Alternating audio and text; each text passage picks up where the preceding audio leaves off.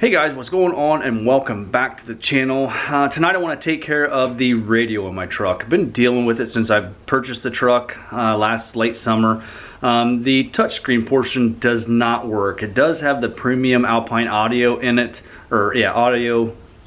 It has a premium sound system in it. So I've got the DVD player in the ceiling. It does have the flip down screen to be able to put in DVDs. That portion right now I'm not going to utilize because with the radio that I purchased, it's not capable. So basically the only thing that I'm interested in is having a radio that really functions and works. So what I'm going to be using, what I did pick up was the Sony.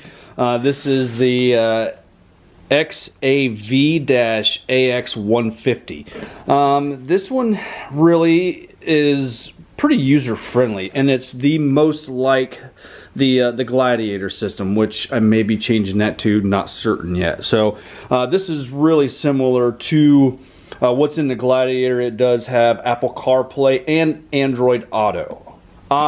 So there was a slew of crap I had to go through to be able to put this radio in my truck, because the steering wheel controls, which is what this is for, backup camera and other stuff, which is what this wiring harness is for.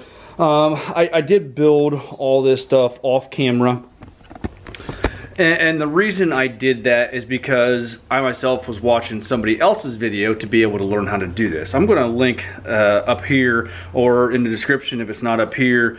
It's 5-Star Audio or Car Audio, something like that. They're on Instagram, they're on Facebook. They also have a YouTube channel. I watched his videos extensively on what to get, what to build, how to build it, because of different things within this truck that I had to do. So to be able to retain the steering wheel controls, I had to have this pack module right here, this interface module, and this is the RP4-CH11. What this does is plugs into the factory harness of the truck. This goes into because this is the radio harness here, this is the pack harness, and then this goes into the back of the radio for to retain the steering wheel controls. I just have that little protector on it right now.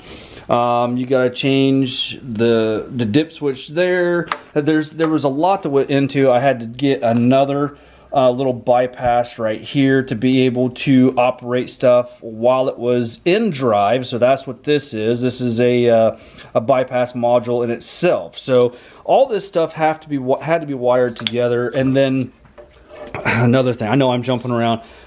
I've got a 4-wire system. So within my truck, there's only 4 speaker wires, which is the gray and the white right there, meaning there's 2 grounds and then 2 positives. So I repin those into that location, and it goes through and tells you all of this stuff within the pack directions that comes with the interface module.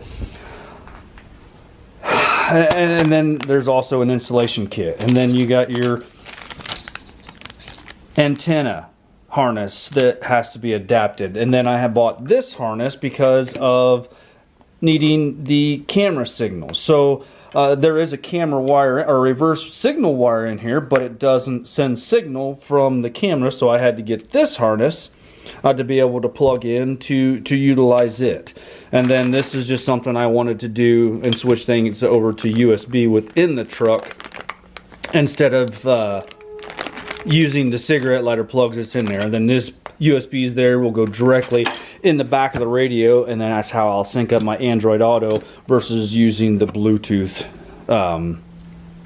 capabilities of the radio. I wanted to do it hardwired versus using the Bluetooth. I will be able to use the Bluetooth if I so choose, but I wanted to do this instead. So like I said, I cannot take really any credit for any of this because I myself had to go through and learn and basically watch extensively on how he built his harnesses and put this one together. That's why I did not do any of the harness videos any of the harness building within the video, because he takes care of all of that within his channel, and I'll link his channel and link the video that I watched to be able to build the harness for this pack system. So we're gonna go ahead and get in the truck, get everything tore apart, and we'll start hopefully putting things together. All right, like I said, the touchscreen portion of my radio has quit working. It didn't work when I bought the truck, which was fine. I knew that I could replace it, but I didn't realize it was going to be this in depth to be able to change it.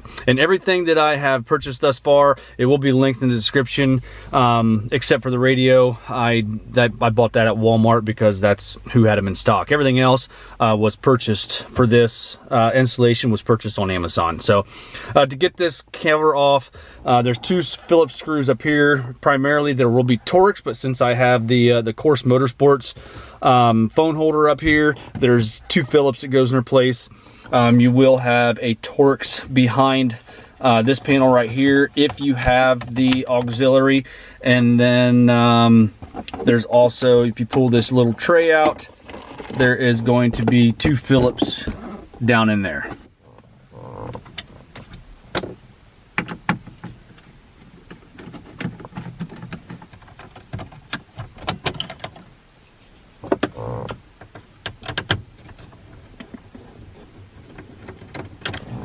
All right, before you can pull that cover off, if you have a console truck, this portion needs to come off here. You have just this trim ring around your cup holders.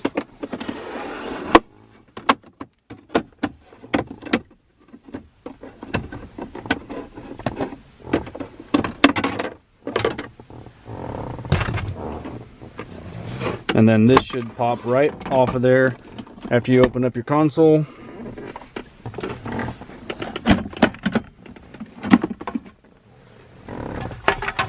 And then you can grab a hold of this with a good firm grasp, and it should come off also. It is easier to take and put your truck down in low or in drive to be able to get this piece out of the way.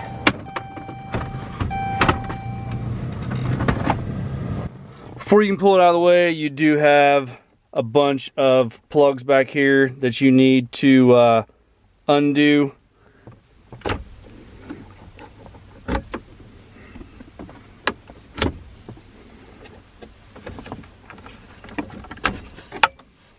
You will be able to move yours out of the way once you get the all those plugs undone. This one here is the hardest.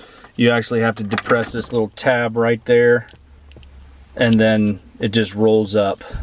I have my strobe switch in there, so I'm just gonna leave it there. Last thing to get your radio out is just some 7mm bolt or screws, and then it'll be ready to be pulled out.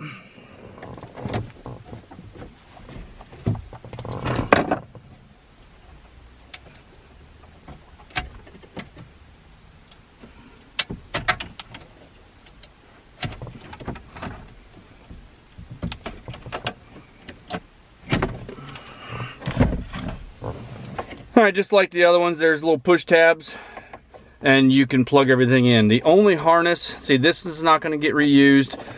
This one will. This is your antenna, but all of this stuff here, none of this will get reused because it is actually for like Cirrus and other stuff. And then I'm going to utilize this one for my backup camera that will plug into the back of the new radio, and then this is the main harness here. Everything else can be tucked away and not used. All right, I got my radio out of the box there. One thing I do like about this one, and I may have to move it, I'm not certain, is the single DIN installation with a double DIN face. That means there is no cutting on the dash at all.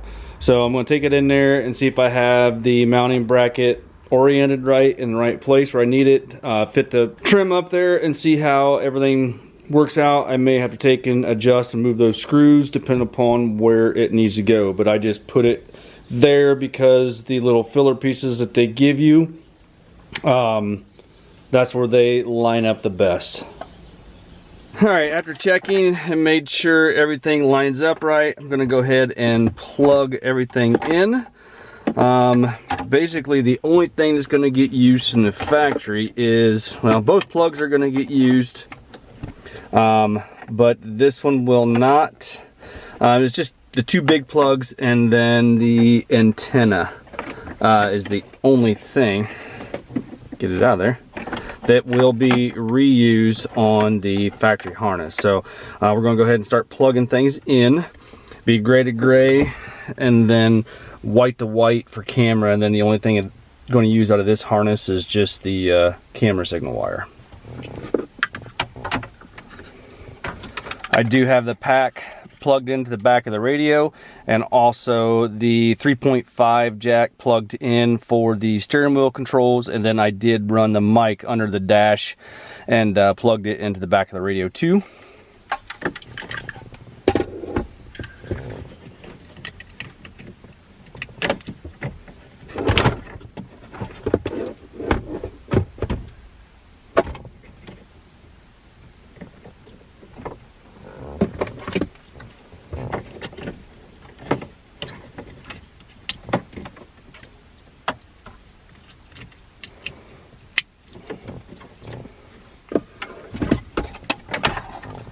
And then this will just plug in back here, back of the radio where it says camera.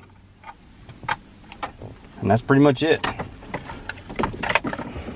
And all this stuff gets stuffed inside the dash. The pack does have a tab if you wanted to mount it.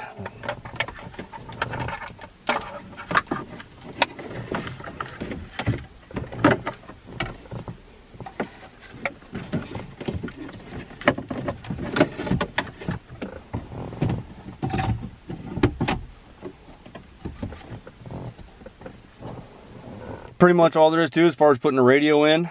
Pretty simple actually after you get your harness built. So now I'll just go ahead and power it up, make sure everything comes on, and then we'll go ahead and move on to the USB charger and link cable that I'm going to do.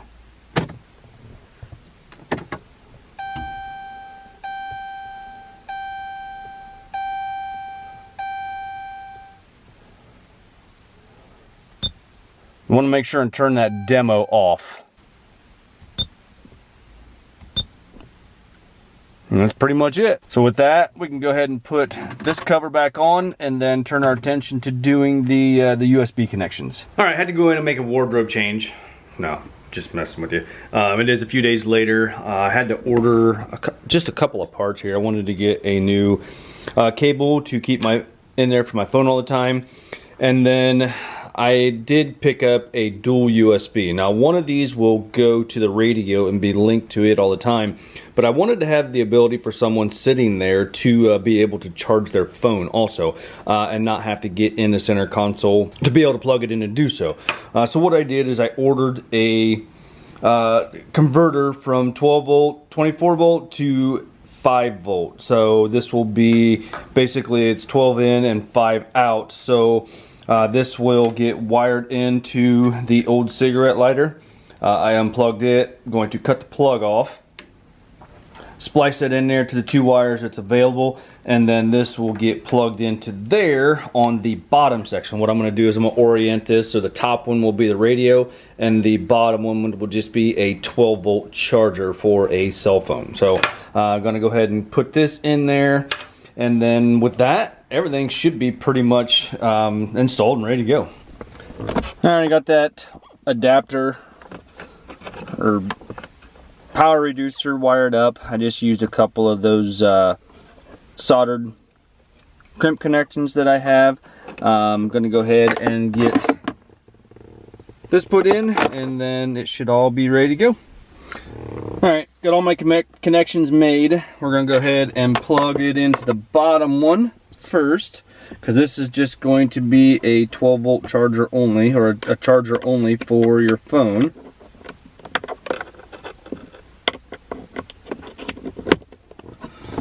The only thing I don't like about that, it's key to power only. It's not doesn't have power all the time, so that works.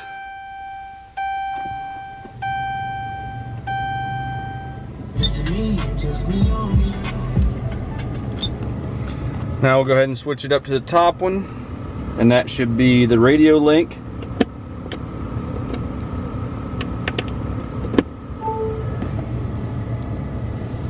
That works. We're going to OK it.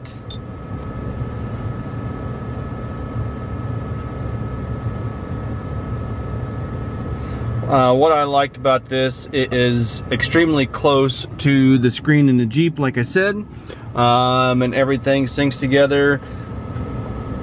It runs identical to what my Jeep does, and that's what I liked. Whether they're making a phone call, your navigation, or I pay for Premium XM, I have that right there also. iHeartRadio, so I never have to change my channel again or look for it. This unit does not have XM in it, so that's why I opted to go with this. That way I only have to pay for one subscription, which is in the Jeep, which is the Premium, and then I can download the app and use it in my truck, which is considerably cheaper. Or you can go home. It does have Bluetooth audio. That's what I was telling you before. That's why I wired it up the way I did and repinned those to the front speakers, because Bluetooth audio comes through your front speakers only. I guess with that being said, it all worked out the way that I wanted it to. So yeah, I'm pretty happy with the way everything works, and I finally have a radio that does more than just play the radio. If I was going on long trips, I just basically had to turn it down and sing to myself because it was not working.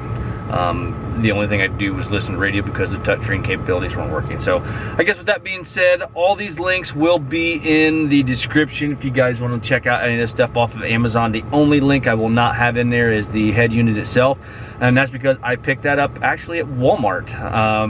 They had them in stock. Custom Audio Concepts, what I usually get stuff from, they did not have them in stock, so I was walking through Walmart, they had them there on the shelf, so I picked one up. This radio, this is the Sony AX150. It comes in right about $249. So with that being said, if you guys don't mind, hit that like button, give me a thumbs up, subscribe if you have not already done so, and we'll see you guys in the next one.